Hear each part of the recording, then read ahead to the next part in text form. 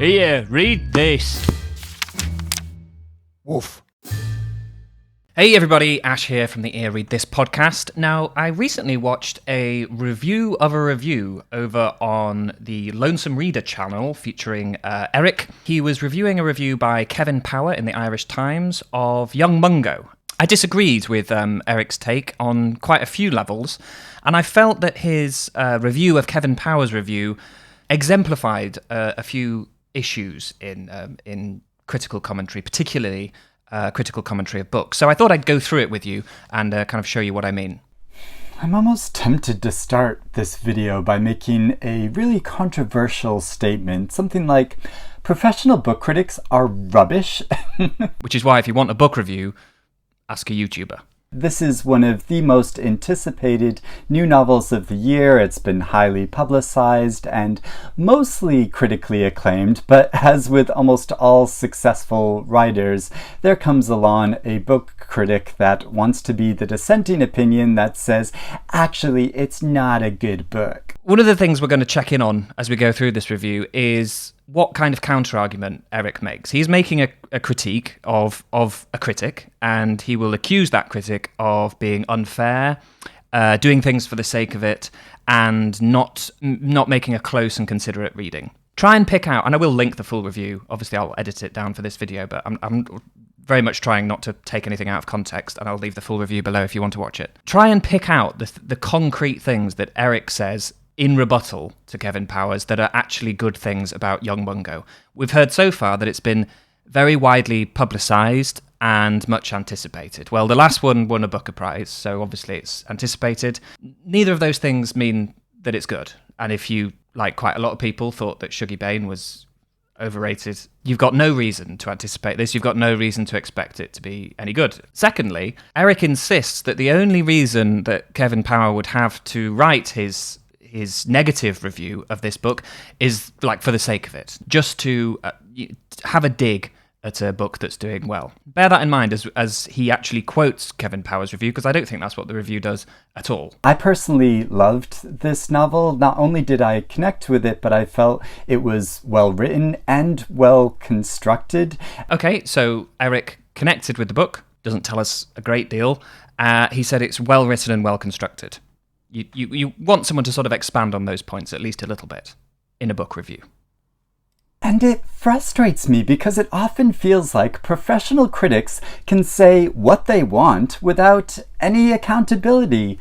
Unlike YouTubers. I don't even know whether to interrogate the accountability point. I'm not sure what kind of accountability Eric would like Kevin Powers to be held to. Power is a writer and an academic who teaches creative writing and literature at Trinity College. I've not read any of his books, and I feel like one of the issues here is that creative writing teachers and writers can become professional book critics. That is an issue. And it can feel like they approach their reading as if grading a student submission or evaluating a book based on their own preferred writing style. I don't know about you, but that's pretty much exactly what I want from a critic. Professionalism, grading it, so picking out sort of elements of the technique, but also commenting on the writing style. I don't want to see a kind of office boardroom compliment sandwich in book reviews. I don't want someone to say, well, the style is torrid and appalling, it's the spelling is off, but the theme is a powerful one, so I guess on balance it's a 6 out of 10. If you're interested in Shakespeare, you don't read a terrible book about Shakespeare and go, well, that was misguided, badly written trash, but it was about Shakespeare and I like Shakespeare, so yeah, 3 stars. And I think that's what happens here in this review, which also takes a smug satisfaction in cutting down Douglas Stewart's novel. Well, if there's one thing I can't stand, it's smug satisfaction. So let's critique the critic's review, shall we? Given the cover of this novel, I feel like I'm allowed to be as queenie a snap diva as I want to be in this video. And he starts by skewering Shuggie Bain. The day was flat, goes the first sentence of Douglas Stewart's Booker Prize winning bestseller Shuggie Bain. The prose of the novel is flat too. A plodding, low realist style that shades frequently into unintentional hilarity. As Shuggy's father, Shug, drives his taxi around Glasgow, he wondered whether taxi driving was in his blood. Between him and his brother Rascal, it was practically a family business. His father would have enjoyed it too, had the shipbuilding not killed him. Must one have a heart of stone to read about the life of Shug Bain without laughing? I feel like flat prose is a critique that critics use when they want there to be more narrative flourishes and fancy language. Plotting means that he wasn't emotionally engaged by the story, even though there are many dramatic and heartbreaking things that happen in this novel. Dramatic things happening is not prose. Dramatic things can be very badly written. I can demonstrate if you like. My overweight gay sister was only 2 years old when she announced she was joining the IRA. "No child of mine is joining the IRA," shouted Papa over his alcoholism and wet himself on the very table they aborted his father on. Family. "You're not my mother," my sister shouted at him accurately and began pouring gasoline over our old cat, Famine. "Stop acting like a fat gay 2-year-old, shouted Pa, which I immediately recognised would be very problematic if removed from its original context. Famine was only my sister's first victim. On the way out, she gunned down our old parakeet, backdrop of the AIDS epidemic. Talk about the terrible twos.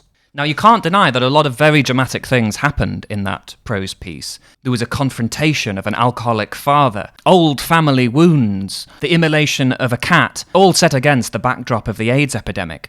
But for all its drama, I think you'll agree, it was appallingly written. And low realist style feels like the sort of snobbish description that would come from a teacher at Trinity College. Low realist style perfectly describes books like Shuggy Bain or Young Mungo, in that they are not particularly ambitious. They sort of tell you what is happening in sort of spot the dog sentences. The day was flat. There isn't much interiority, there isn't metaphor, there isn't much relish in language. These are books written as if language is something that gets in the way of their point, as opposed to their chosen medium. I would go further than Kevin Power and say it's the kind of prose you can read with your forehead, or I would call it telly, because it basically does what telly does, shows you things happening.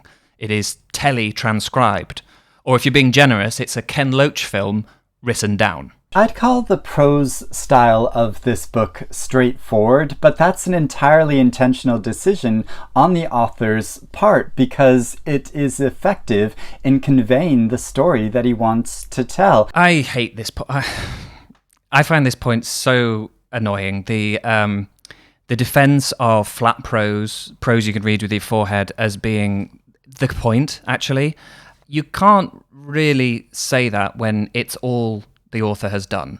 The idea that Eric is trying to encourage is that Douglas Stewart sat down before he wrote Young Mungo, and indeed Shuggy Bain, and said, now, what is the right register for this book? Is it, I don't know, something that I could do easily, like rich, varied language, full of metaphor and linguistic meaning, or shall I write it like it's telly? I think on this case, I'm going to go with telly. It's like when people say, example actor was crap in example film, but example film was also crap.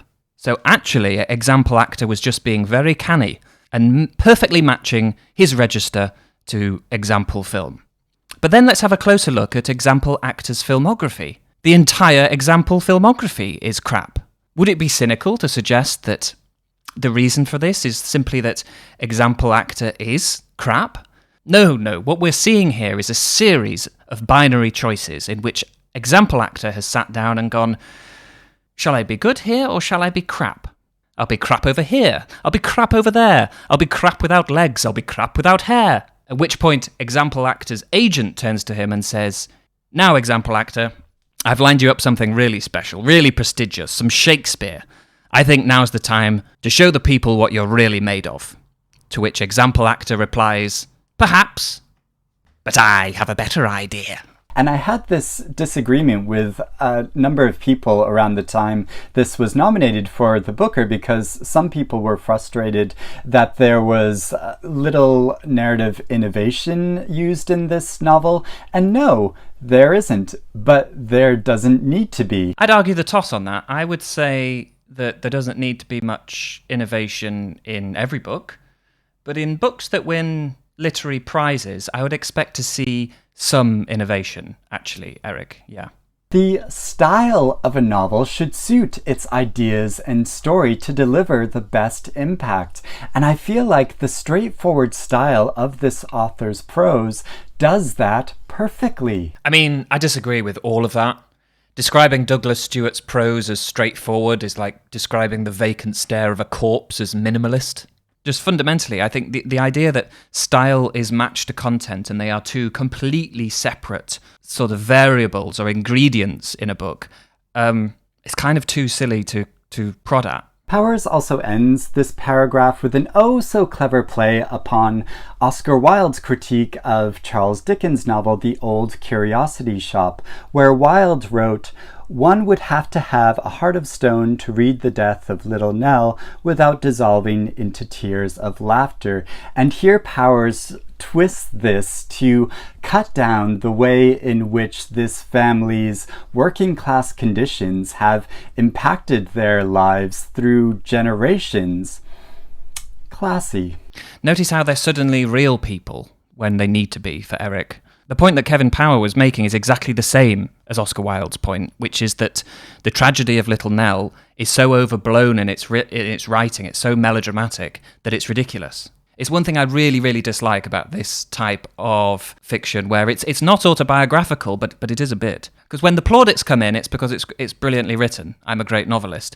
But when it's attacked or ridiculed, then suddenly the people aren't writing at all. They're real people behind those words, and criticism of my book is actually bigotry. So praise me as a novel and defend me as memoir. It used to wind me up a lot when I did creative writing classes, because there would be, in a room of people, you're encouraged to sort of peer-to-peer review everybody, and there'd be a handful of people who were doing something sort of genre-y, so a science fiction book, a comedy novel, or a fantasy, or that kind of thing. And those people tended to get a much fairer peer-to-peer review, because someone is able to say, well, you're trying to write this comedy novel, I don't think that joke works, you should say it like this. Or if you were writing science fiction, you'd be like, okay, so you require your readers to believe in this science fiction concept, you haven't sold it properly, I think you need to work on that. Fantasy, you need to do better world building, whatever. I'm using very cliched examples. But if there was someone, and there always was someone who was writing a novel, but it was kind of based on reality, it was impossible to criticize them, because they would say something, and if you thought it was like badly done, they would become incredibly emotional. It would be like you were attacking their personal life, which you were. You were attacking it through a very thin tissue of fiction. So there would be people who would come in and say things like, as you know, we lost Jerry, my husband, last year. He was bitten by a fox, became infected, and he died. And in my novel, Devoured by Wolves, my main character, Jerry, goes through something very similar. And there's a character who is somewhat based on myself, in that they have my name and physical description and all my emotions and feelings and reminiscences from the time. But so what do you think? Do you like it? Well, I it's obviously very dramatic. I'm not actually sure there are wolves in Derby. You realise Derby is where Terry actually died. And can I just say as well, the example that Eric quotes, that opening bit about taxi driving and shipbuilding, that is quite ridiculous. That easily merits the invocation of Oscar Wilde's sentiments about Little Nell. Shuggie Bain and Young Mungo are clearly not meant to be funny. They are clearly meant to be hard-hitting, somber novels. In that case, it is the writer's job to banish laughter. You shouldn't let there be a possibility of it. And Douglas Stewart has failed to do that. The adventures of poor Shuggie, the gay teenage son of the abusive Shug and the alcoholic Agnes, constitute a parade of misery. Alright, parade of misery makes it sound like the author is reveling in or artificially manipulating his character's pain. He is, Eric. Novels are an artifice. What Kevin Power is saying is that Douglas Stewart is an inept manipulator of that artifice. Douglas Stewart has spoken on multiple occasions about how the characters he writes about are very similar to the kinds of people he grew up around, and I feel like the truth of that experience shines through in the writing. So again, praise it as a novel, defend it as autobiography, and also it would be great if you explained how those experiences shine through the writing, because what you're arguing with is a review which is showing the ridiculousness, the parodic elements in the writing. It's showing it very effectively. He is quoting at length from Shuggie Bain or Young Mungo, I can't remember which, and it is amply making his point. So if you're going to rebut that, if you're going to argue with it, it'd be good if you use some of the book by saying, no, Kevin Power is wrong, look how effectively written this bit is. But we won't see any of that. Power's critique feels like it's coming from someone who doesn't have empathy for individuals in this position. That's an outrageous thing to say of a book critic. Astonishingly, kind of gobsmackingly low thing to say, that to question Kevin Power's morality like that.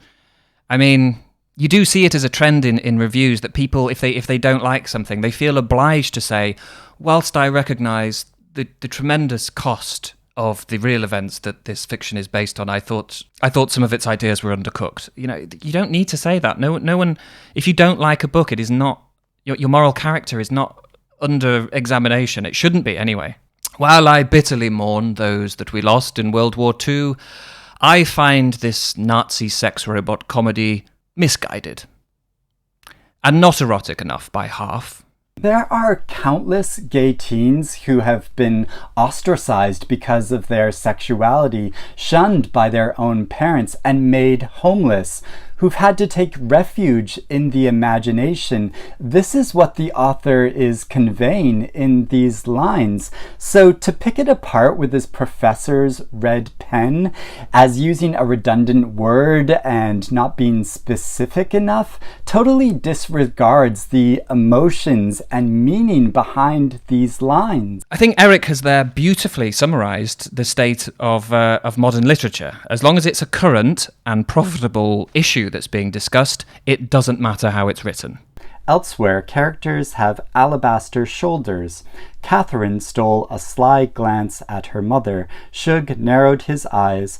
Doesn't all this sound familiar? The porcelain dolls are the giveaway.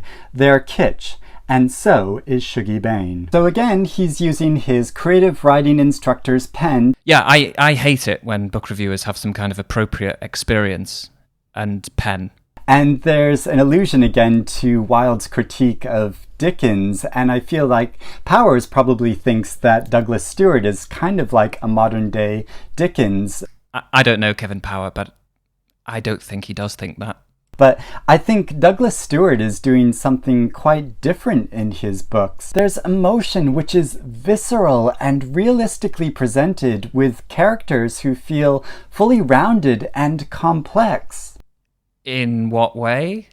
So he seems to be saying that Young Mungo is mostly repeating what we found in Shuggie Bain. And yes, there are many superficial similarities in the time, place, and the socio-economic position of the characters. But I think a close and considerate reading of this novel, if a critic could be bothered to do that, would show that they're actually quite different. The sheer gall of calling out Kevin Powers for not doing a close and considerate review when Kevin Power has written a review which repeatedly uses quotes to support the point he is making.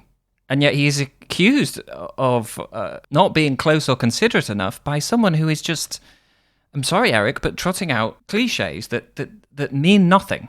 It is well written and well constructed. The characters are well rounded. It would be nice to have some kind of correlative evidence of that, quote from the book, or describe it a little bit further than just the kind of stock book publicity blurb cliches like well-rounded and complex and I connected to it. Oh, good. I wish I could connect to the review in some way, but there doesn't seem to be any handles. More cliches. Mungo's hazel eyes could bathe you in their glorious warmth. He has an unruly mop of hair that made women want to mother him. He stands stock still, He watches a young gang member flush scarlet. Then they raced, lungs bursting, through the wet streets of Moma. The demon was always there, just under the surface, even on good days. As Moma waves Mungo off on the fishing trip, her son lowered his gaze. Mungo's sister Jody, rivulets of tears. Her face was a waxy pallor. Birds are described as swooping. Jody watches the hairs on her lover's back dance in the breeze. When he takes her to a fairground, the lights, the sugary candy floss, and sweet peanutty smell of popcorn had made for a dizzying night far from home. So he gives all these examples which he deems cliches, but to me it feels like the author is just describing exactly what he wants to convey and create a mood which the reader can really feel. Which is fair enough, right? We can only experience cliches subjectively, and one person's specialism will open their eyes to all kinds of cliche within that specialism, and someone else won't. And readers should never be embarrassed about that. You know, you wouldn't read your first Scottish novel and assume to pick up on every nuance and reference like you were born and bred. I, on the other hand, an Englishman who has lived in Edinburgh for a few years, know the Scot utterly. I know his wilds, his ways, I know his calls, his scent, his droppings. The Scot sees this and respects me for it. Looks up at me with erected eyes and beholds his own hereditary skies. I mean, if things got a little thick, he might even lay down his life for me. My point is, Eric is clearly a very well-read guy. I'm sure there are lots of genre and families of books that he's read loads of and I or you have read none of. And if we read one and went up to him and said, Eric, I really enjoyed how this book did this, he might roll his eyes and say, you know, that's the oldest trick in that particular book, and it's very derivative, and, you know, this is really what you should be reading. And as I say, readers shouldn't be embarrassed of that, ever. But writers should. Writers should be acquainted with the background of their subject matter or their own chosen genre. And a lot of the cliches that Eric has sort of dutifully read out are cliches of that kind of writing. And the whole tone of the book rather fits into camps of cliche. I mean, we have phrases like misery porn or poverty porn. They exist for a reason. You might argue the toss. You might say, no, this book isn't doing that. But you can't really deny that those ideas, the concept of incredibly sentimental, melodramatic, exploitative stories of the sufferings of the working class or the impoverished do exist. Irvine Welsh springs to mind, but he springs uncompromisingly, you know, like an Alsatian. I mean, when you run really fast, you do feel like your lungs are going to burst. Why shouldn't the author just say that to evoke this feeling rather than formulating another way to say it? Why come up with new ways of saying things? If I spent my entire life taking no interest whatsoever in rap, and then one day decided what the world really needs is my rap song, and I opened that rap song by saying, yo, I'm a lyrical miracle, I can't really defend that on the grounds that, what if I actually just am a lyrical miracle? It is a cliche. It's a well-worn, eye-rolling cliche. There are many rappers out there who are lyrical miracles of one form or another, but they would never call themselves as such. They spend their careers compelled to come up with new ways of describing just how miraculous and indeed lyraculous they are. Why do they feel so compelled, Eric? Well, it's because rap is a medium that is based on words, rather like, literature. Young Mungo has the aura of a deeply felt book. It often achieves a somber pathos, but more often it wobbles messily back and forth across the unforgiving line that separates pathos from bathos. Ooh, he's got out his red pen again. I would hope so. He's a critic. That's very condescending, and in the end, he's reveling in his own wordplay rather than saying anything substantial. Again, I don't know Kevin Power at all, but I would credit him with not thinking that saying pathos from bathos constitutes wordplay. I can just imagine him sitting at his desk, chuckling at his word choice and thinking, oh yes, I've delivered a fatal blow. Beginning to think that Eric has some history with Kevin. how smug and mean is this review? It focuses entirely on the style, which, as he says, matters, but it entirely misses the point of the style that Douglas Stewart has chosen.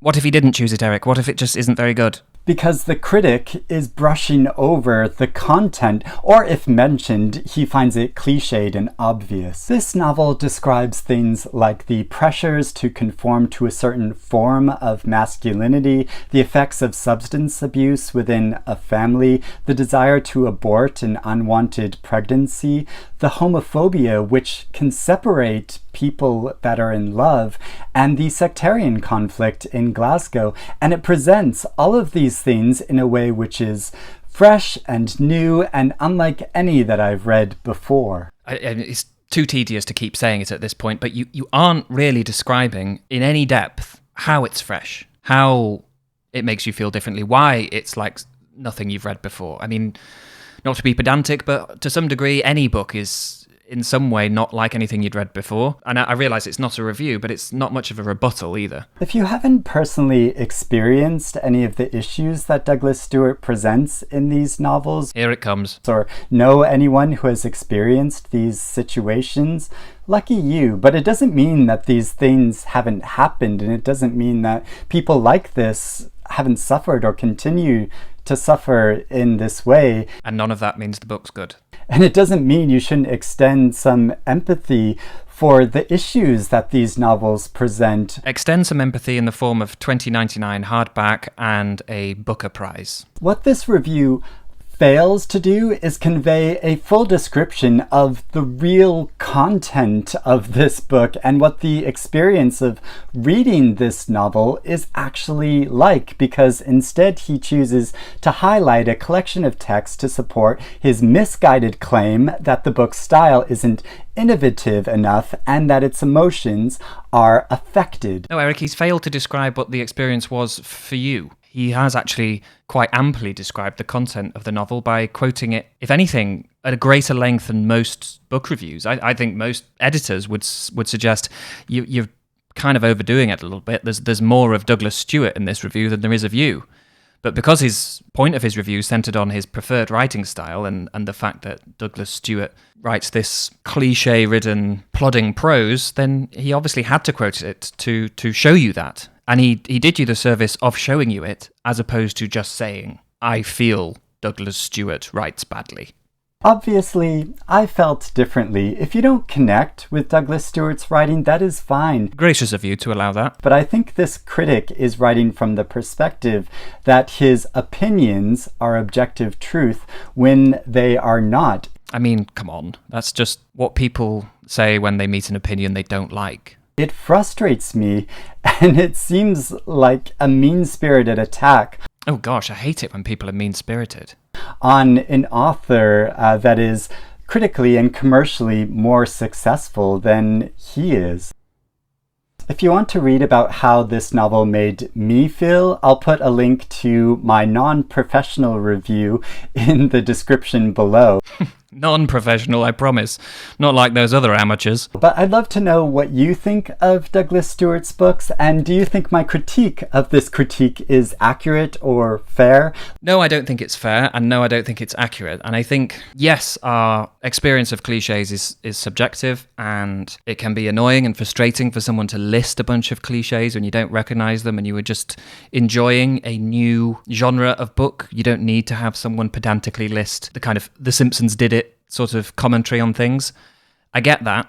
But even as a non-professional book reviewer, you should be aware of the cliches of your field. Well written and well constructed, fresh and new and unlike any that I've read before. The meaning of the story which holds them all together. Characters who feel fully rounded and complex. The truth of that experience shines through in the writing. There's emotion which is visceral and create a mood which the reader can really feel. I mean, was it also a page turner? Was it unputdownable like Superdog? This review of a review ends up being a bit of an advert for reading professional book reviews, which I like reading professional book reviews, but I also love YouTube reviewers as well. So it's kind of disappointing to see this. But anyway, I've rattled on for far too long from this review of a review of a review. Let me know what you think. Was my review unfair? Was mine harsh? And was Kevin Power way off base? Is example actor actually incredible? Let me know in the comments below. And until next time, happy reading.